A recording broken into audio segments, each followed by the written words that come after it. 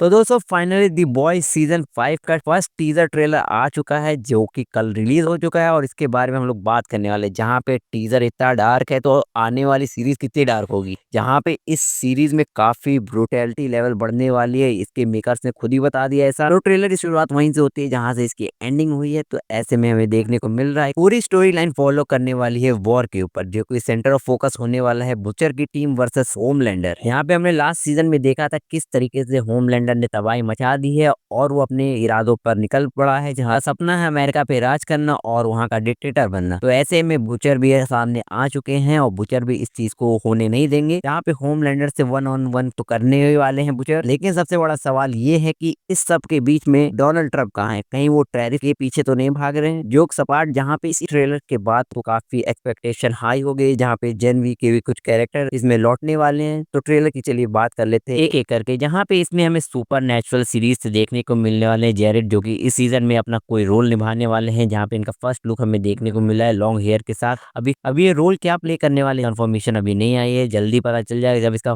First full trailer आ जाएगा तब। यहाँ पे हमें शॉर्ट में देखने को मिलता है ह्यूजी, मदर मिल्क और फ्रेंची को एक प्रिजन में कैद किया गया है, जो कि नाजी से इंस्पायर्ड प्रिजन है। वैसे में स्टारलाइट पिछले सीजन में हमें भागती हुई दिखी तो वो बुचर के साथ मिलके इन सबको छुड़ाने वाली है। ये सब तो ठीक है, लेकिन जब कुमिको उस लड़की से मिलके टीम अप करेगी जिसने फ्रेंची को कंट्रोल किया था, तो उस समय क्या होगा ये भी देखना कमाल की बात होने वाली है। अब स्टोरी से साफ पता चल रहा है कि मतलब बुचर इस चीज को ज्यादा और आगे घसीटने वाला नहीं है। अब इस चीज को एंड करने के लिए वो हर कुछ करने के लिए तैयार है, चाहे वो किसी की भी बलि देनी हो वो तैयार है इस बार। क्योंकि होमलैंडर को इस समय पे रोकना काफी इंपॉर्टेंट है उसके लिए, जहाँ पे वो अपनी आर्मी को और बढ़ाता जा रहा है। तो ऐसे में जल्दी से इस मैटर को खत्म करना ही बुचर के लिए एक समझदारी वाली बात होने वाली है। इस सीरीज में एशली का भी एक इंपॉर्टेंट रोल होने वाला है जहाँ तक मुझे लगता है, क्योंकि लास्ट सीजन में हमने देखा था एशली ने कंपाउंड वी ले लिया और वो एक जानवर में कन्वर्ट हो गई। तो ऐसे में अब एशली हमें अपने नॉर्मल रूप में देखने को मिल रही है ट्रेलर में। तो उसने अपने इस शक्तियों पे कंट्रोल करना सीख लिया है, जहाँ पे वो कुछ ना कुछ करेगी। कंपाउंड वी लिया है उन्होंने तो उसको ताकत कुछ ना कुछ अच्छी मिली है, तो इसका रोल एक इम्पोर्टेंट हो सकता है सीरीज में, ऐसा मुझे लगता है। फिलहाल आपका क्या कहना है कमेंट बॉक्स में बताइए इस बारे में। आगे हमें रायन देखने को मिलता है जो कि होमलैंडर का बेटा है और उसके ऊपर मिलिट्री वाले अटैक कर रहे हैं। तो ऐसे में हो सकता है रायन या तो सबसे छुप रहा हो या फिर